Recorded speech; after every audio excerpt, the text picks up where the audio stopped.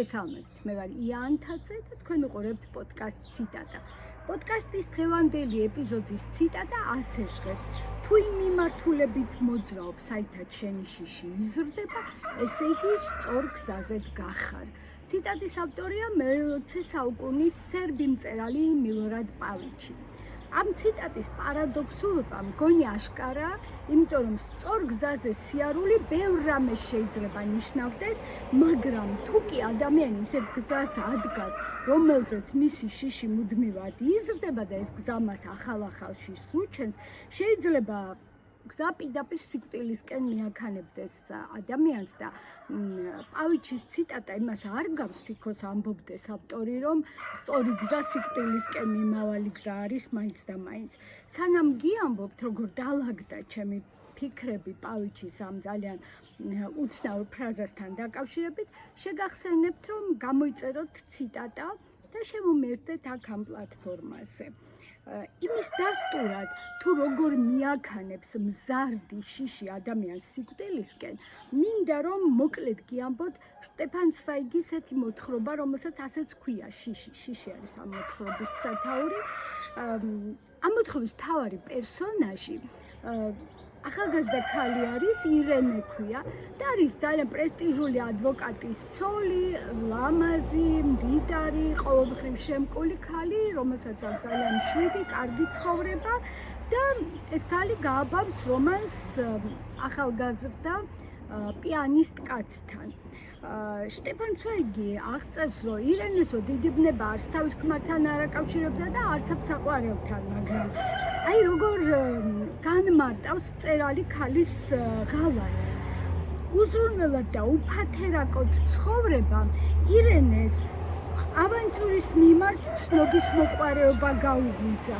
მისი უქარიშხლო ბიურგერული ცხოვრება დორედ მიედინებოდა ერთხელ დადგენილ კალაპოტში.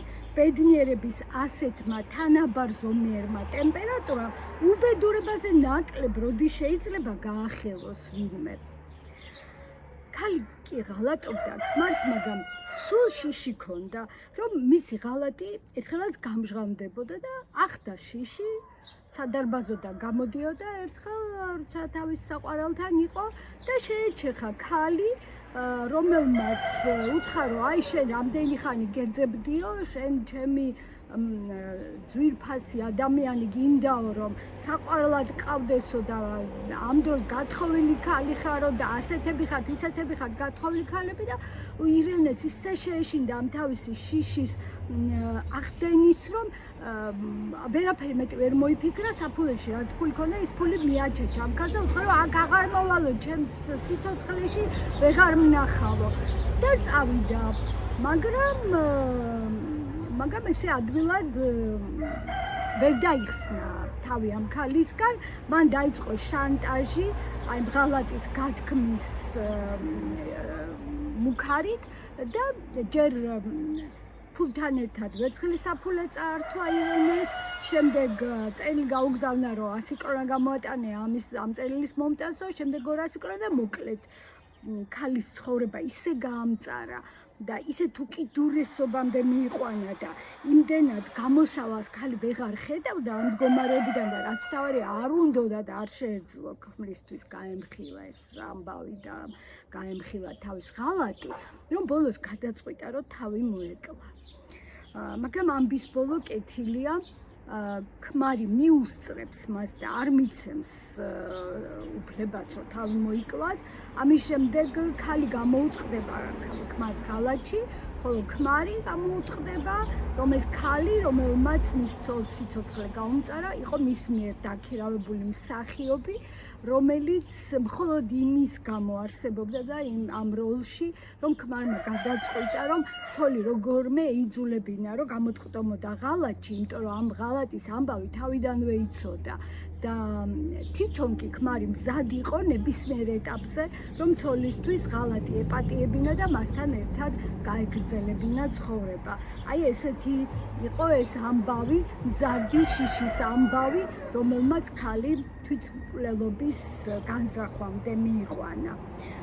სტეფან ცვაიგის ეს მოთხრობა, რომელსაც როგორც გითხარით, შიში ქვია, ზუსტად იმის საპირისპირო შეხედულებას გადმოგვცემს შიშზე, რასაც პავიჩის ციტატა ამბობს, რომ თუ ადამიანსო მზარდი შიში ეუფლება, ესე იგი სწორ გზაზე დგასო.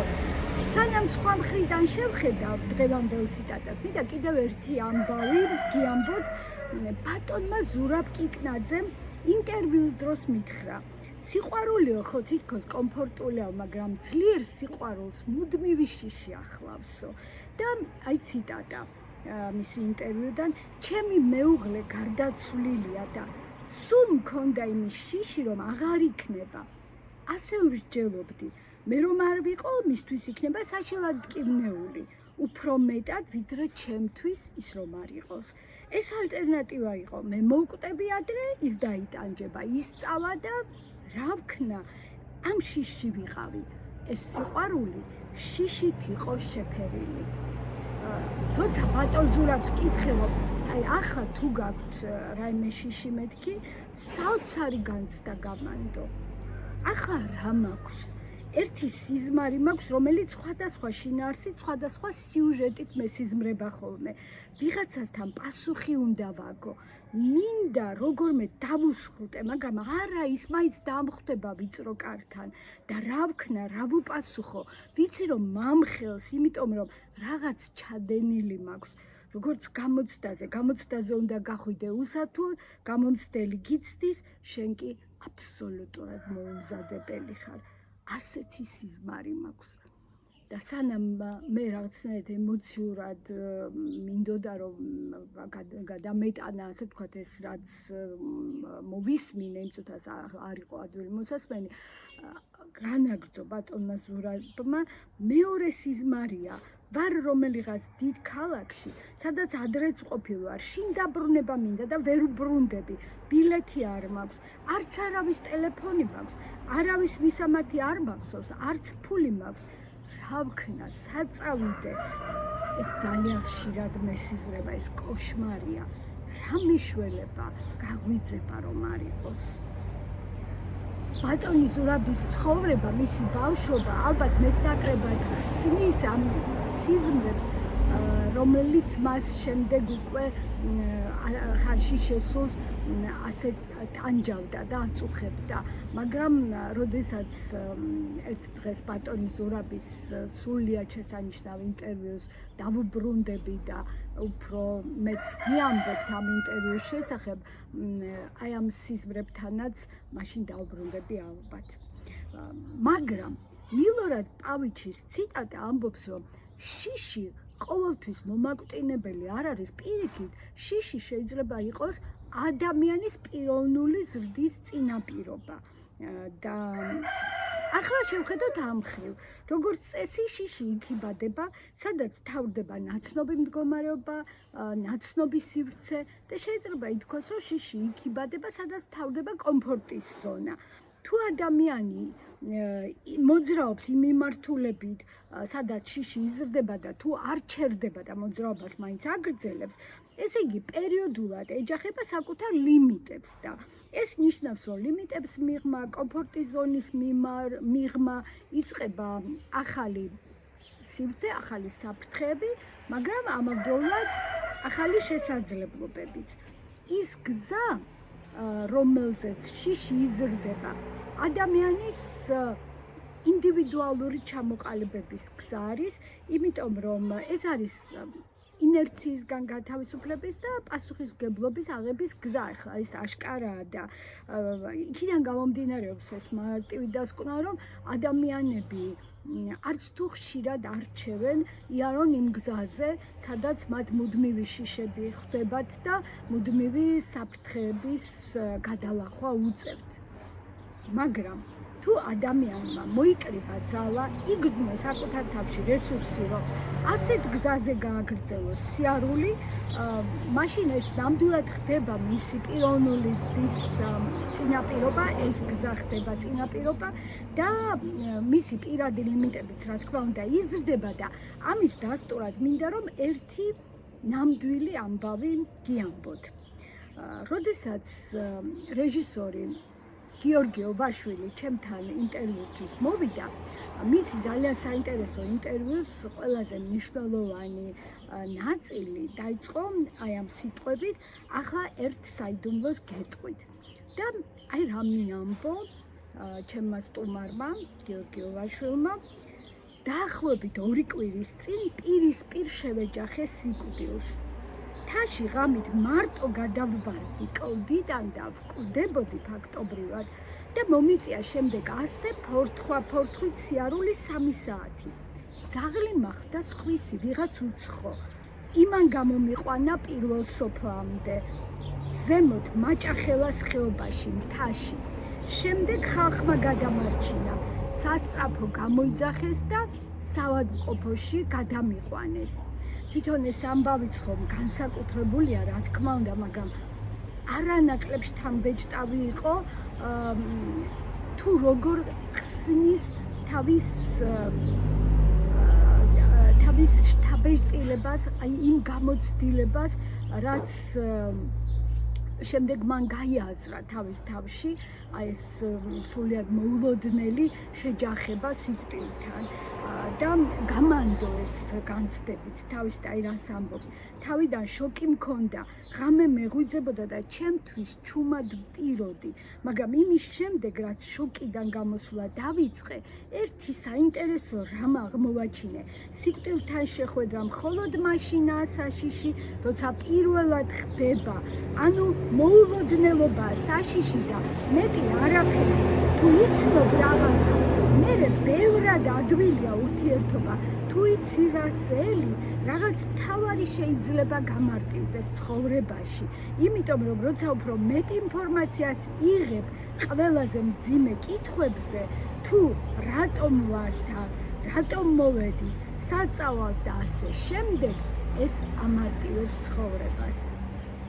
გიორგი ოვაშვილი ასე აფასებს აი ამ თავის გამოცდილებას, რომ სიკვდილის შიშმა, რომელიც მან განიცადა აბსოლუტურად მოულოდნელად, რაღაც გადატრიალება მოახდინა მასში და მისი ცხოვრება ახალ ეტაპზე გადაიყვანა.